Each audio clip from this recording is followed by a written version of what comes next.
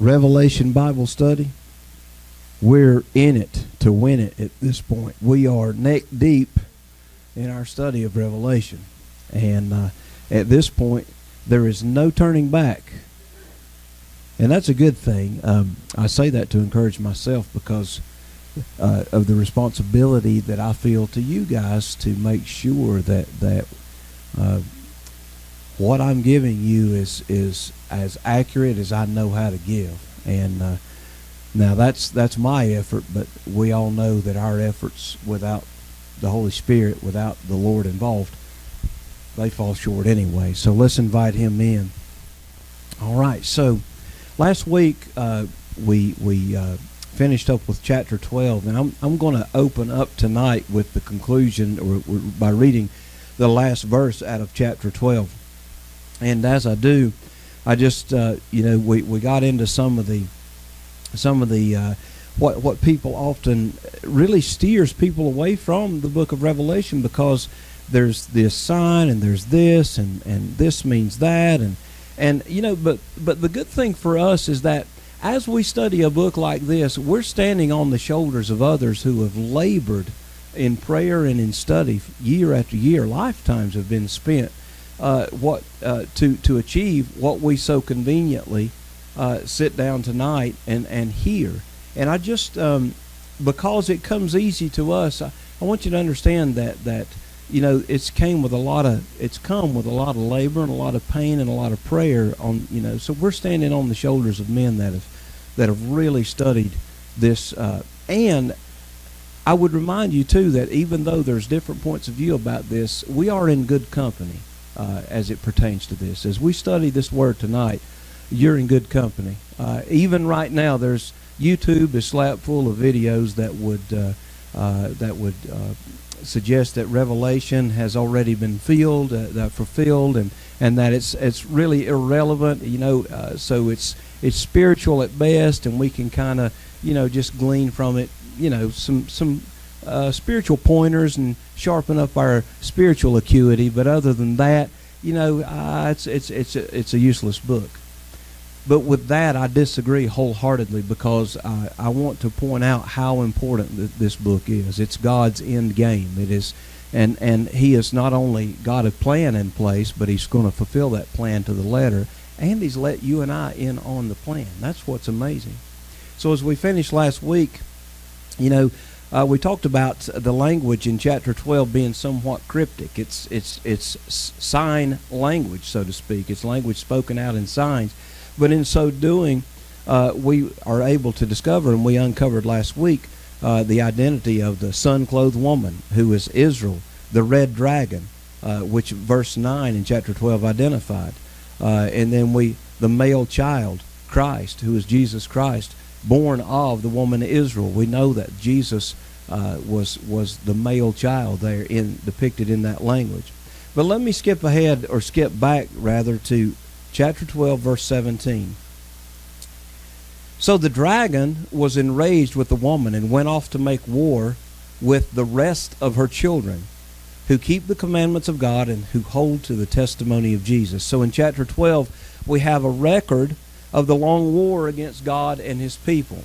And in chapter 13, we're going to see the war's culmination. We're going to see tonight what that looks like as it all culminates. Satan is going to try to prevent Christ from setting up his kingdom by setting up his own under his anti-Christ. So when we look at 12:17, so the dragon, we have identified him as Satan. He was mad at the woman. He was enraged with Israel and went off to make war. Remember, he couldn't get to her because she managed to escape, and he couldn't get to her. So instead, he went off to make war with the rest of her children, of her offspring. And with that, I want to refer you back to chapter 7 and the testimony and the witness of the 144,000 evangelists that were sent out to accomplish the preaching of the gospel. When we get to the next chapter, we're going to see the preaching of the gospel. When we started this study, a lot of the questions that came up were, is the gospel even going to be preached during the tribulation period? And certainly it is. So if the gospel's that important during that time, how important is it even right now? And I would say it's as or more important, at least for those trying to avoid the situation and the time that we see here coming ahead. So, chapter 13, verse 1. And the dragon stood on the sand of the seashore. So let me just flip back to chapter 12, verse 9, right quick, just so I can point this out. Chapter 12, 9. And the great dragon was thrown down, the serpent of old, which is called the devil and Satan, who deceives the whole world. He was thrown down to the earth, and his angels were thrown down with him. So we talked about last week about now his efforts, because he's been evicted from the power of the air, so he's been evicted from that capacity now. He's been thrown down to the earth. He went after Israel. Israel escaped by the mercy and the deliverance of God. So now we find in verse 1, or chapter 12, 17, he went off to make war with the rest of her offspring, which were the results of their witnessing. So when we see now the dragon, Satan, stood on the sand of the seashore. Then I saw, John says, a beast coming up out of the sea, having 10 horns and 7 heads, and on his horns were 10 diadems, and on his heads were blasphemous names. So I'm going to point out here on the board, I just abbreviated, we're looking at the character now of Antichrist. And I abbreviated this. We're going to look at his ancestry, his authority, his acclaim, his adoration, his arrogance, his activity, and his admirers as we study chapter 13 tonight. So a lot of people joke about Antichrist, and a lot of people make light of that. But the reality is there really is coming on the scene in the future a person who will be Satan's duplicate, or Satan's carbon copy, because what he's trying to do is really assault the Trinity, and by doing so, you're going to have Satan, and then himself playing the role of God. You're going to have the Antichrist playing the role of his version of Christ, and you're going to have the false prophet, basically, in essence, operating in the role of the Holy Spirit, as we'll see in just a little bit when we get on to chapter or verse 11. So, his ancestry, it's important to read the last verse like we just did to understand this dragon who stands on the sea. He was Satan, the adversary. Sea here, we can imagine the sea of humanity. And the reason we're able to say that, this dragon steps up to the seashore and he's looking out across humanity. He's looking out. And as he's looking out across humanity, he sees this 7-headed beast. Now this beast that comes up is unlike any other beast, because from Daniel chapter 7 we get the imagery there, and without going back to Daniel chapter 7 and digging too deep, we discover that's representative of 7 kingdoms that have been in the past. All right, 7 kingdoms. So this beast rises back up out of the sea. It was gone, it's been somewhere, but it comes back up out of the sea. It has 10 horns, and on those 10 horns happen to be 10 diademas, or 10 crowns. So they represent some kind of real authority. So horns mean authority in and of themselves. They mean strength. We talked about that. But on top of these horns, we have these diadems, which actually portend towards the authority that they have along with their strength. So are we talking about a governmental power, a political power? Are we talking about a military power? Are we talking about, like we mentioned last week, an oligarchical power, such as the giants of Facebook, YouTube, Google, TikTok, Twitter, and on the list goes.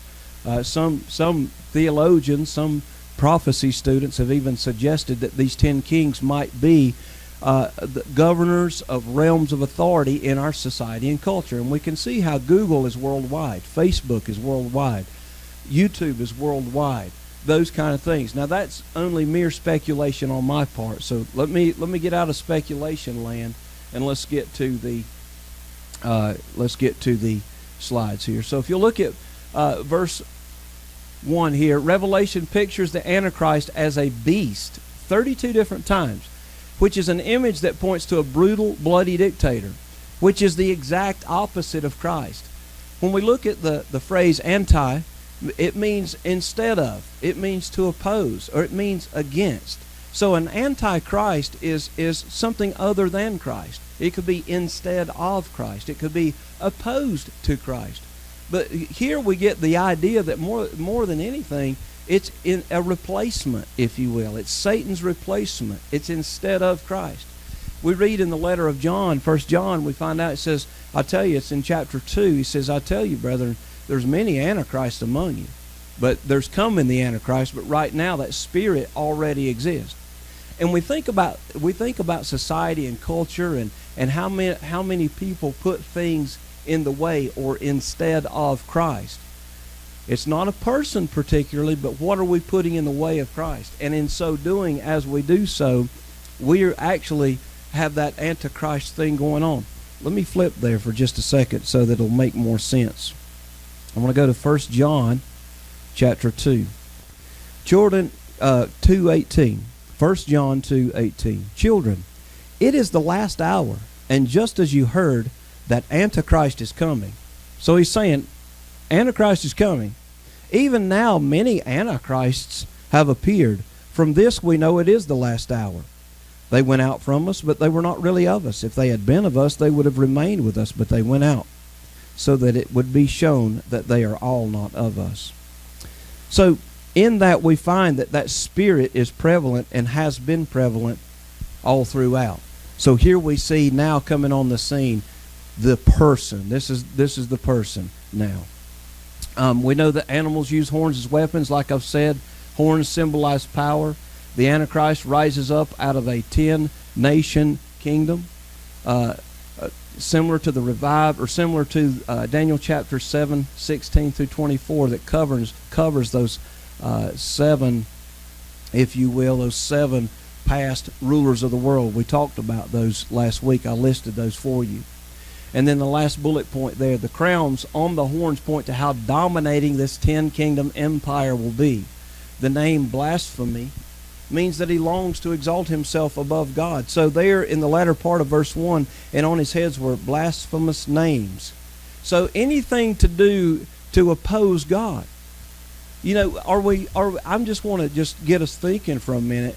Are we seeing in society and in culture, not just in America, but worldwide, are we seeing a conditioning, if you will, of thinking now that, and I talked about it last week, the deification of man and the humanization of God. We want to bring God down on our level, and we want to exalt man. Man's just this awesome thing. We think about blasphemy. We think about exalting self over God. We think about the resistance of the Holy Spirit and the voice calling to us there. So this picture, this Antichrist figure that Satan, that the dragon stood on the seashore and watches come out, is his pride and joy. He's watching it come out of the incubator. And as he's standing there watching it come out of the incubator, if you will, he's standing there pleased, and he couldn't be more happy. Because remember, he's been thrown out of heaven. He lost his access. He's now bound to earth during this period of time. He can focus his entire effort with all of his power and concentrate that effort on humanity. And we're about to see how nasty it's going to get. So let's read verse 2.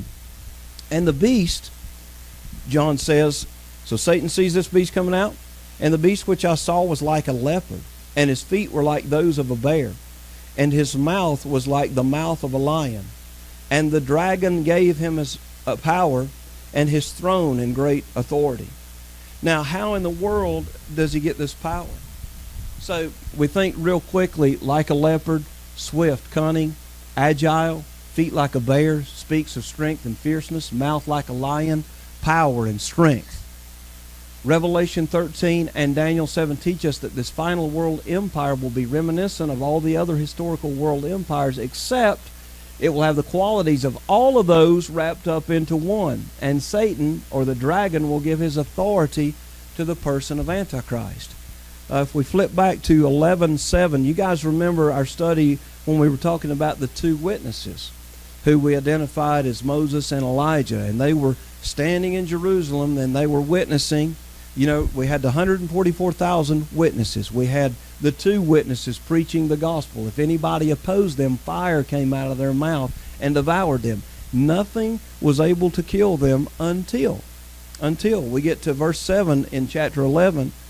When they finish their testimony, the beast that comes up out of the abyss will make war with them and overcome them and kill them. Now remember, this beast, who we identify now as Antichrist, is able to kill the two witnesses, and in so doing prove his legitimacy as far as all-powerful. And he's a human version of the most powerful one. People are going to be mesmerized because these two characters that had been on the scene for 3.5 years, 1,260 days, had been unstoppable up to that point. And then this beast that came up out of the abyss was able to kill these two characters, these two godly characters. Now we remember that they were dead, and to celebrate their death, people were so happy that these witnesses were no longer preaching the gospel. They were left to lay dead. Their dead bodies lay in the streets for 3.5 days until they were resurrected and then caught up, which struck fear in the hearts of men after they saw those two whom they gave gifts to each other like another Christmas to celebrate the death of these two characters. So the two characters, the two witnesses, were quite powerful, but they were overcome only when God permitted. They were overcome by this Antichrist, this beast. So let's go back now to 13 verse 2. And the beast which I saw was like a leopard, and his feet were like a bear, and his mouth like a lion, and the dragon gave him his power. Here's the idea here, that when that angel in chapter 11 opened up that bottomless pit, and we saw those demonic horde of locusts coming up out of there, and they had a power over them named Apollyon or Abaddon. It's thought of that it's this high-ranking demonic spirit that will actually empower the Antichrist, that will come in and indwell the Antichrist and enable him to do what the Holy Spirit enables us to do what we do. But the Antichrist is going to be empowered in the ultra demonic way possible. So you've got Satan on the scene, referenced as a dragon here, all right, whom we've identified in 12:9. Now you've got this beast coming up out of the sea, had 7 heads and 10 horns, representative of past world empires. But now we find that all of these empires now, all of the characteristics, whether it was Greece, Rome, Medo-Persia, and in our study in Daniel we listed those, the details of those and the nuances of the particulars of those, of each of those kingdoms. Now we see all that rolled up into one. So all of that, the hideous nature, the deification of man, the blaspheming of God, all of that now is rolled up into one package, and we know him as the Antichrist. So we've seen his ancestry. He comes up out of the sea, out of this power somehow or another. We see his authority has been given to him by the dragon. Now let's read verse 3. And I saw one of his heads as if it had been slain, and this fatal wound was healed, and the whole earth was amazed and followed after the beast. So the dragon gives him authority, his throne, his authority, and now what happens at some point, something happens to this beast that his head is injured. It's a fatal injury, or it appears as if it is a fatal injury. So it looks like Antichrist is mortally wounded, and it's arguable that he's not completely dead and subsequently resurrected, because God is the only one that has the power to do that. However, Satan is a master deceiver, so it's likely that he pulls an amazing miracle, sleight of hand out of his hat, that looks like Antichrist has been raised from the dead. Think about what this will do to qualify him among the constituency at that point. It will verify him as amazing. This guy just resurrected himself. We watched him be injured, this fatal wound in his head, and now somehow or another he has been able to resurrect himself. So this magic trick gives him a false supernatural credibility that causes people to sell out to him. It causes people to believe in him even more than they ever had up to this point. So we think about now how people behave over their favorite musician, or how people behave over a sports star, or things like that. People really, they melt like butter in the presence of these kind of folks. And in doing so, it's not a far stretch to imagine once somebody pulls off a feat like this, it will move them to the point now that they're like, wow, you're worthy of my worship. You're worthy of my praise, and so think about it though. In doing this one simple act, this clever act, he mimics the death, burial, and resurrection of Jesus Christ. So when we talk about Antichrist as a person, not just a typology, but as a person, now we see the particular individual trying to mimic every last detail of Christ. And isn't that funny? Because we have the prototype, we have the Redeemer, and we know him personally, Jesus the Christ. And it's the ultimate. Of course, they say flattery. What is that they say about flattery? Or imitation is the best form of flattery, or something like that. But even still, we see how he's mimicking this, and in so doing, humanity, because there's this nature within us built in as human beings to desire and long to worship something. Human beings will say, hey, wow, that guy's amazing. I think I'll just commit myself to him. So let's take a look at verse 4 and we'll see. They worshipped the dragon because he gave his authority to the beast. They worshipped the beast, saying, who is like the beast, and who is able to wage war with him? So now this beast has not only killed the two witnesses, never mind the fact that they resurrected and they're in heaven now, and wasn't that weird, right? But they seem conveniently forgot that. And now they so easily contribute their worship now to the beast and to the dragon. So now we have people already ready to worship the dragon. The magic trick of the resurrection, which is reminiscent of Exodus, in the sense that the miracles were duplicated. As Moses would perform a miracle, the magicians in Egypt would duplicate the miracle all the way up until Passover.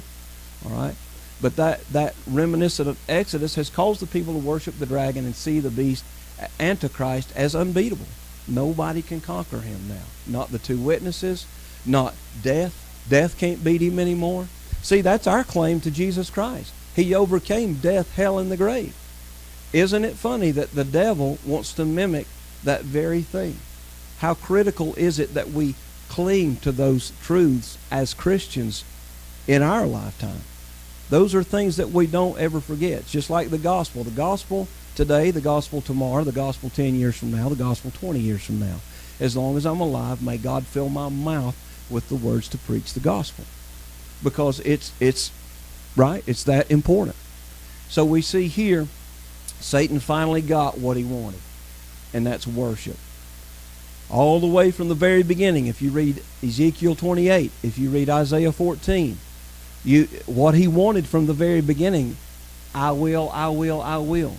The 5 I wills are recorded in Isaiah, where Satan said, I will this, I will, I will, I will. He's achieved it at this point, or at least in part anyway. So let's take a look now at verse 5. There was given to him a mouth. This is the Antichrist.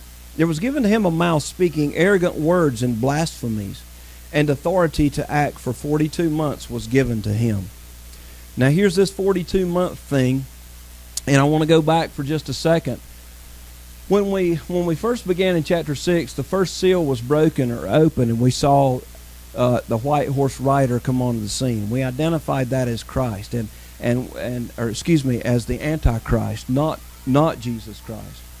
And in so doing, we discovered that he corresponded with Daniel 9, 24 through 27, in the fact that he would make firm a covenant, that he would confirm a covenant that is already in place. So it's taken him now the first 3.5 years, and I erased it just a while ago, but the first 3.5 years out of that 7, it's taken him that long to position himself politically, militarily, diplomatically, however he arranges for this to happen. to get to this moment that we're reading about in 13 verse 1, where he comes up out of this sea of humanity, out of this multitude of people. He's the one. It's interesting. So he's down to 42 months. If we look back at chapter 12, we find that Satan knows that he's only got a little time left. He's only got a little bit of time left at this point in time. And so now he's really been put on the hourglass. So let's turn the hourglass over. And at this point, he's got 42 months to accomplish what he wants to accomplish. Now, there's several things that he's wanting to do here, and we'll see as we move on. So 42 months left. So 3.5 years. We're talking about now the second half of the tribulation. So blasphemy, in terms of blasphemy, Antichrist utters a continuous flow of contemptuous language with no respect or reverence for anything holy. He does this by making claims of being deity or divinity. Now in Matthew 24, I didn't include it in my notes here, but look at the second bullet point. Here's the person who initially came on the scene as a dynamic, charismatic leader and a problem solver. This was in chapter 6, verse 1. But at the midpoint of the tribulation, he deifies himself in the Jewish temple, thereby committing the abomination of desolation. So Jesus was the one that prophesied this event to take place, and we'll see where this takes place. But we're seeing what the book is giving us now is the details surrounding his ascension to power. So, will there be a third temple? There must be, according to the language. So we're looking for that. That's why in the news headlines, that's interesting stuff. That's why we listen intently as watchmen when news headlines like that cross. So again, verse 6, he opened his mouth in blasphemies against God, to blaspheme his name and his tabernacle. That is, those who dwell in heaven. So the Antichrist is cursing and blaspheming not only God, but all those who God has redeemed. All those that dwell with him in heaven is the way that the NASB reads. And it's got a little note there just indicating that they tabernacle. Whoever's tabernacling with him, whoever's in communion with God, Satan or the Antichrist is blaspheming. He hates us with a vicious hatred. Just understand that. So God only knows, and I'm that's not tongue in cheek, but God really does only know what he spares us from day to day that the enemy would seek to do to us. We know that because he told Peter, Satan's desired to sift you like wheat, but I've prayed for you already. And we understand that we're told in the Word that he goes about like a roaring lion seeking whom he may devour. If you made it through to this point in your day and you didn't get devoured, trust that God has overseen your safety and your peace and your well-being. That's the reality of this thing. And sometimes I think we get too comfortable in our Christian walk where we just expect, hey, I'm breathing, I'm living, make it rain, Lord. And we almost become contemptuous in our behavior to a holy God. Little do we realize that all the while we don't even know what's going on behind the scenes. He's guarding us from the very things that would destroy us instantly. Okay, so as we look at this now, it's unhidden at that point. It's revealed. As we read verse 6, we find and discover that these blasphemies being uttered are meant to be contemptuous. They are meant to be insightful. So, verse 7, and it was also given to him to make war with the saints and to overcome them, and authority over every tribe and people and tongue and nation was given to him. I'll go ahead and read verse 8. All who dwell on the earth will worship him, everyone whose name has not been written from the foundation of the world in the book of life of the Lamb who has been slain. So when we get to verse 8, we find now that Antichrist is going to be permitted to persecute God's people. I want us to think back to 6:11 and the martyrs in heaven. We were told that there would be more. They were told that there would be more martyrs, the souls under the altar. They said, How long will this be that we have to remain in this condition without bodies? And it says until it's. We could go back and read it, but I'm not for the sake of time. But this verse appears to refer to some of these new martyrs that in this second half of the tribulation. In chapter 7, the whole section, 13 through 17, we have an advanced look at these events as we saw the tribulation saints. I know when we studied chapter 7, we had to wait till we got to chapter 13 tonight to answer who those people were. But now you can see that once he's permitted to make war on the saints of God, chapter 7 was just giving us a fast forward look of what the conditions were going to be. So you may want to reference that, go back and look at that, chapter 6 and chapter 7. Chapter 6 is the souls under the altar, and chapter 7 is a.k.a. tribulation saints.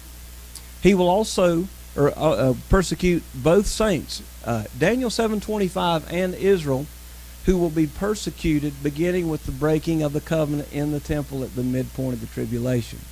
So it's at this stage of the game, you'll see there at the last bullet point, the Antichrist now has global dominion. So he's not only a political leader, he's also being worshipped as well.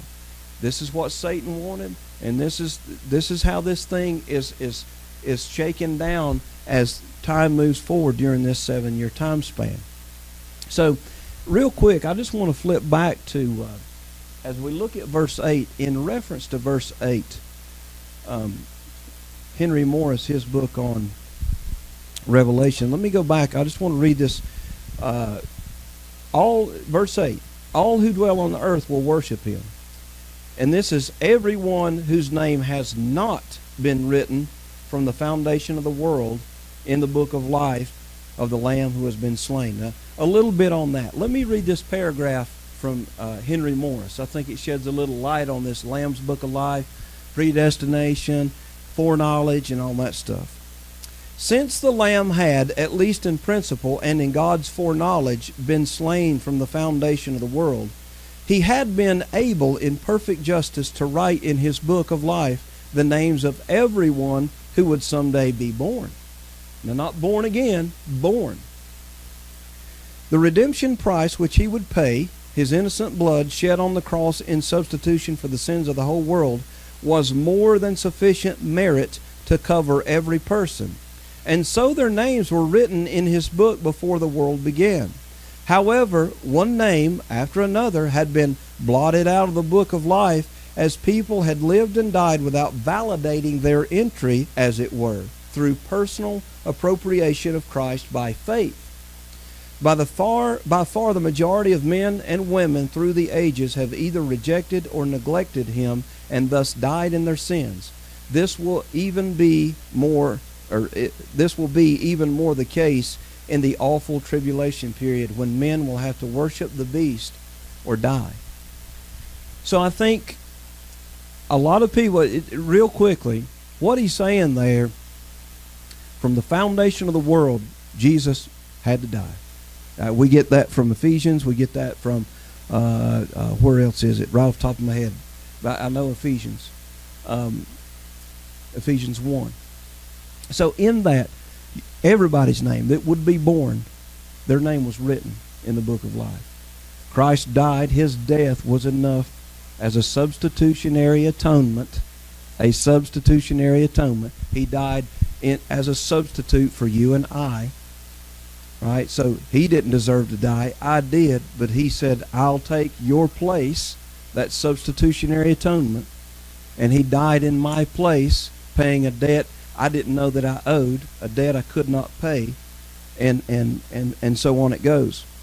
But it's when mankind rejects that man's name ends up being blotted out of the book of life. Your name was in it, but when you refuse to accept his offer, by default, you get blotted out of the book of life. Does that make sense? And I think Henry Morris eloquently put this. So I wanted to be sure and cover that tonight, because You know, a lot of people get hung up on the predestination thing. A lot of people get hung up on the election thing. A lot of people get hung up on the foreknowledge. And, without getting into all that tonight, I hope that'll give you something to chew on. I think that's absolutely critical. So let's move on. Verse 9, if anyone has an ear, let him hear. So there again, if any man has an ear, let him hear. This is the encouragement to the churches. Now, I just want to point out something. Notice here, church is no longer in the statement. What do you think that indicates? That the church is not here during this period of time. Because in chapters 2 and 3, if any man has an ear to hear, let the church hear what he's saying, or let the church hear, let the church hear, let the church hear. Here we have that same admonition, with the exception that the church is no longer in there. I think it's just a small little hint, just a small little thing there that would indicate that the church is not here during this period of time. And for all the reasons that we've talked about earlier, again, just reiterating the fact that the rapture is not an idea that I'm escaping. The rapture is a necessary part to God's plan. And so go back and listen to that and hear that too. So verse 10, if anyone is destined for captivity, to captivity he goes. If anyone kills with the sword he must be killed. Here is the perseverance and the faith of the saints. So basically it's this. It's just the idea that with that, verse 10 speaks of the certainty of the destiny of the devil, his antichrist and his false prophet. These will one day end up captive forever. All right, so the second part of this is assurance that God will punish evildoers. That old saying, you live by the sword, you die by the sword. Okay, we get that here. God will punish evildoers, which helps sustain the faith of the saints who are persecuted during these dark times. God is the one who vindicates. All right, he says, vengeance is mine, I will repay, saith the Lord. So the saints are not to take things into their own hands. They are to depend on God's providence. So, just as we should be depending on his providence this day and time. I don't want to get too preachy, but there's some situations in my own walk that I'm having to trust God in his providence and trust him to work out some things that are beyond my control. And they're not even beyond my control in the sense where I can quietly in the background do anything about it. I can't do anything about it. It's going to have to be God or else, right? So this is, if it's that way for us this day and time, you can only imagine when it comes down to heat, clothing, food, medical care, those kind of things during this period of time, for the saints to have to trust God to be able to be their provider. So let's move on. Verse 11. So we've got beast number 1. Now we're getting ready to be introduced to beast number 2. All right. So we got the dragon and beast number 1. It's like the old dating game. All right. And beast number 2. Okay. So verse 11. Then I saw another beast coming up out of the earth. First one was out of the sea. This one's up out of the earth. And he had 2 horns like a lamb, and he spoke as a dragon. He exercises all the authority of the first beast in his presence, and he makes the earth and those who dwell in it worship the first beast, whose fatal wound was healed. So now beast number 1 has a cheerleader. Antichrist has a cheerleader. We know him as the false prophet. He's the one who has also been empowered by the dragon, and he uses his abilities to focus, just like, isn't it funny, just like the Holy Spirit doesn't speak of himself, but speaks of Jesus. He testifies of Jesus. In the same way, the false prophet will speak to the Antichrist. Everybody look there. Look at him. Look at him. Again, mimicking the Holy Trinity. So another beast rising out of the earth. The first one came out of the sea. Again, perhaps a sea of people. The second one will emerge on the religious landscape in the end times. Incidentally, in the news, there's this amalgamation happening right now in the Middle East where a Catholic church, a Muslim mosque, and a Jewish synagogue are being built in proximity on the same acreage so that all the Abrahamic faiths can be celebrated together in one arena, one area. It's been on the burner for a while, but it's actually coming to fruition. Just saying, so when we talk about a one world religion, that's not just some fanatical church down the road that talks about antichrist, mark of the beast, tribulation, rapture, and all these crazy terms. These are real, guys. These terms just happen to be more in focus than they ever have. You know why? Because we're further down the street than we were when this whole thing started. Just by the nature of this alone, the forward movement of time, we're just closer to these events. Therefore, as we move closer to these events, they start to come in focus. And all the peripheral issues seem to be coming into focus as well. So this guy the second beast will primarily be a religious leader. The word in the scripture there is the same as another of the same kind. So together this duo is going to work together to cause much devastation on the earth. So the false prophet will be a satanically inspired. We see there he spoke like a dragon.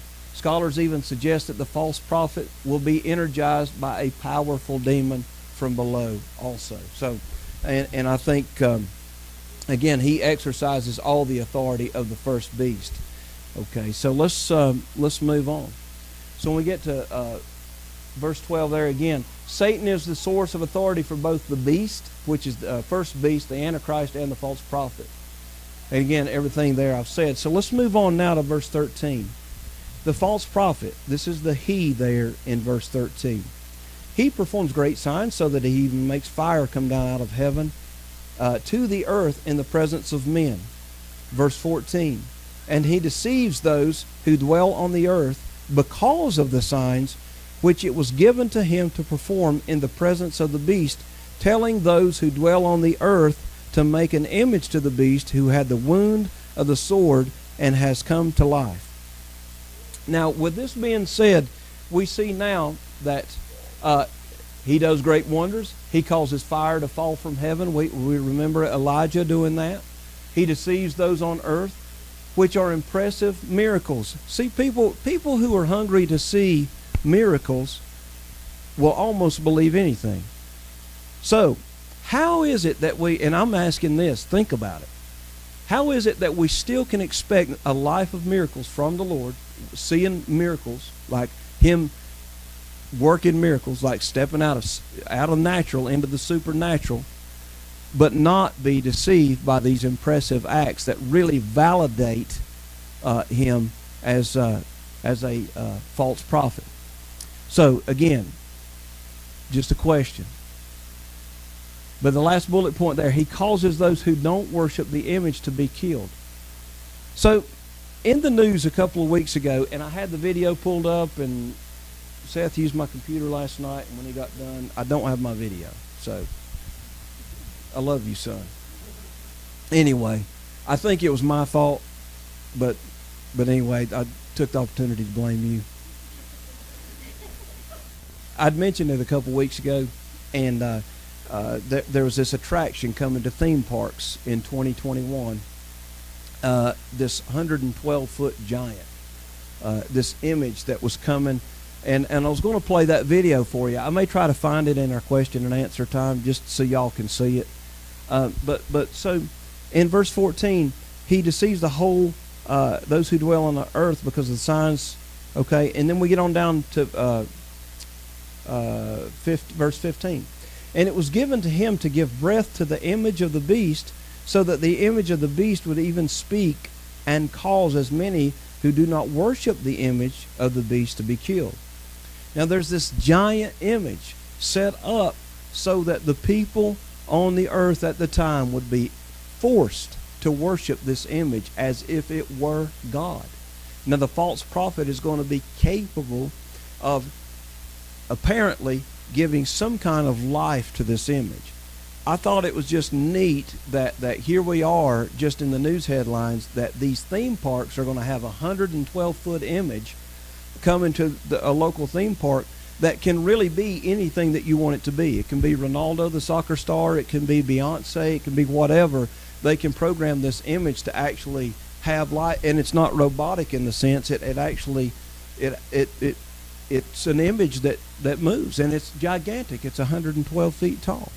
So there again, first in the natural and then in the spiritual. 20 years ago, everybody had been like, whatever.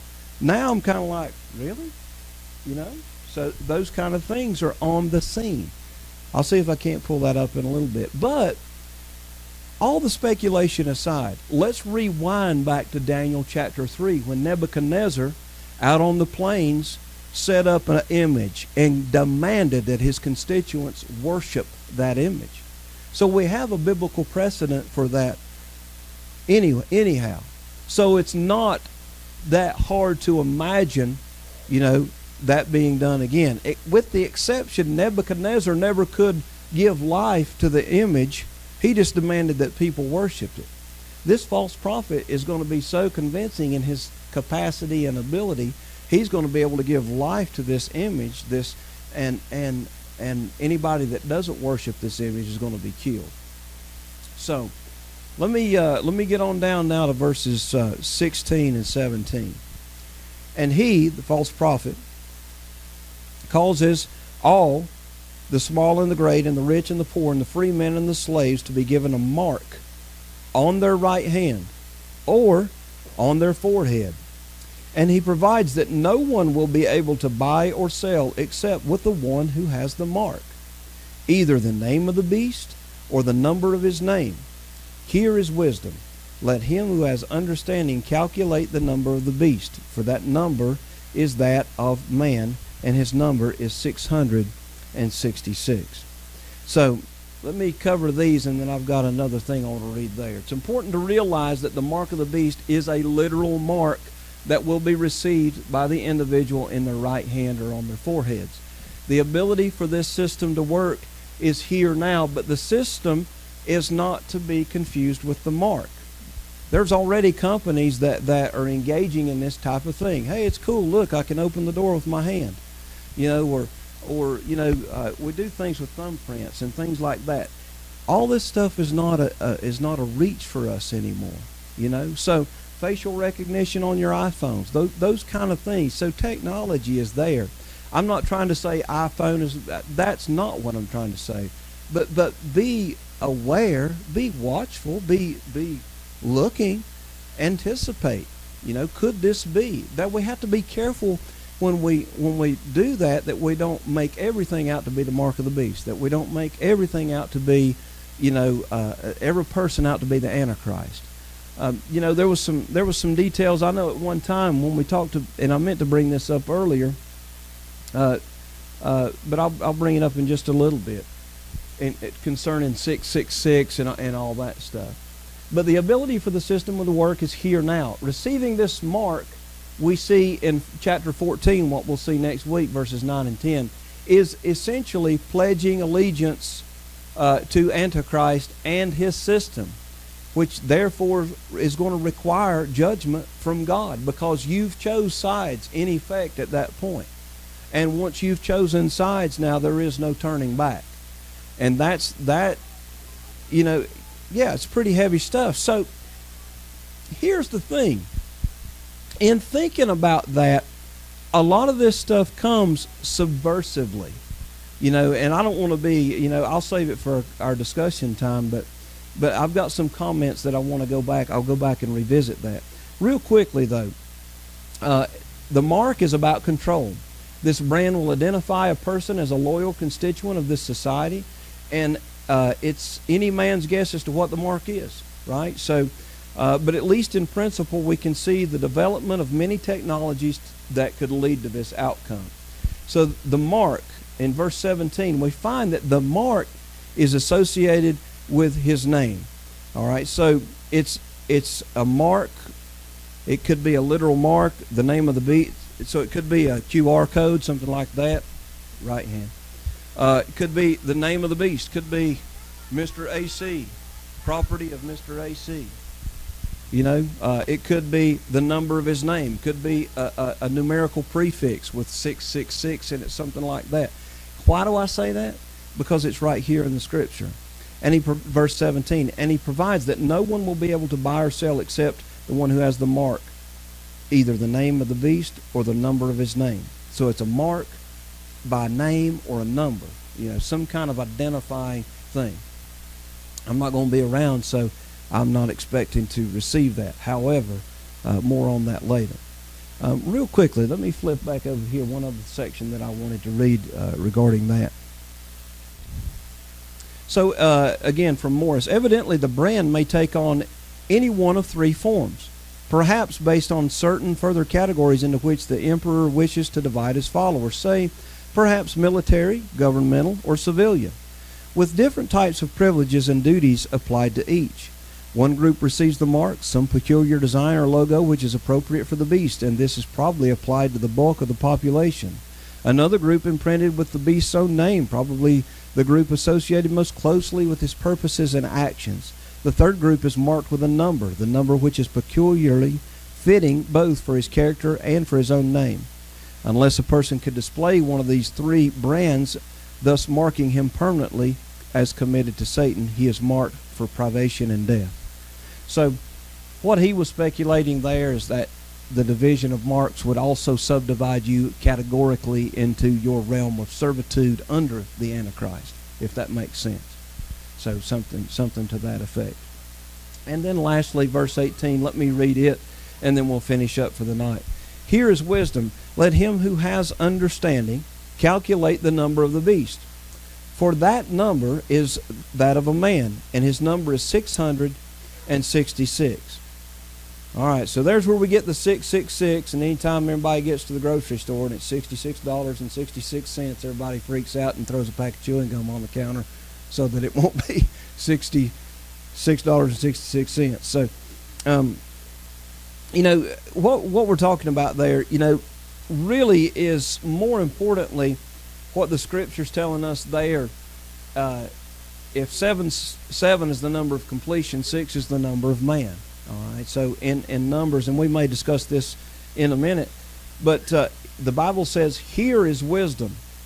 Let him who has understanding calculate the number of the beast. Well, most men stopped right there and said, I'm going to figure out who the Antichrist is. So at some point it was going to be, they looked back, it was Napoleon Bonaparte. At one point it was Ronald Wilson Reagan. I think that was a you know, it's been a lot of, I think Bill Clinton was even his name added up at some point. I don't want to be wrong in saying that, but a lot of common people, you know, their names, the number of their name actually added up to be 666. So just real quickly, what's going on with that is the idea that in the Greek and in the Hebrew, the alphabet has a numerical value. To be familiar, you guys that know Roman numerals, okay, remember like MCM, LXX, those kind of things, and we did that. We used to do that in grade school. It's not done anymore, but in the same fashion, that numeric assignment is assigned to a letter. So people have said, okay, if I convert so and so's name into Greek, the most transliterated over into Greek, then maybe I can add up that number and then thereby discern who is the Antichrist. Basically, the best takeaway that I could give you tonight in terms of this is not to try to play pin the tail on the Antichrist, okay? Because I believe that Satan has got his potentials in every kingdom, in every season of time. Should this thing come down to the wire, he's ready to go. He's ready to pull the trigger on his man and get him into service expediently. But what this does indicate for us as the church is to be watchful, be expecting this. These folks, even in Thessalonica, they were afraid that they had missed the rapture. They were afraid that they had missed the return of the Lord, and Paul was writing to comfort them. And in so doing, you know, they were indicating that they were watchful. What this is asking us to do is be watchful. Be on the lookout. Be a watchman on the wall. You know, thinking about In Matthew 25, Jesus said, the thief doesn't come at a certain time at night. If we knew what time the thief would come in, then we'd be waiting up for him, right? So we're to be watchful and be ready at all times, not just sometimes. So that's the takeaway from that with regard to this. So rather than trying to play pin the tail on the Antichrist, is he alive today? Is he waiting in the wings? Certainly. But probably so in the last generation and the one preceding that. Because Satan doesn't know when all this is going down. He's just getting ready. He could figure it better than I can because he knows the Word better than I do, and he certainly knows the unseen realm better than I do. But the idea there is for us to be watchful, and that's what I want to leave us with. So as we talk about it tonight, we've identified the Antichrist, his ancestry, his authority, his acclaim, his public adoration, his arrogance. He blasphemes God. His activity, what he does.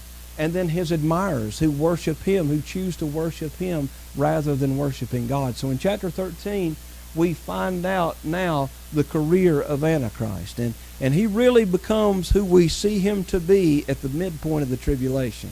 It's not till then that he's kind of kept a mask on, so to speak, up to that point. So that's where we are on the timeline. As we were looking here in terms of this, in terms of the timeline there, I don't want to confuse you. So I think I've said enough tonight without trying to put a pin on the map and say it's right here.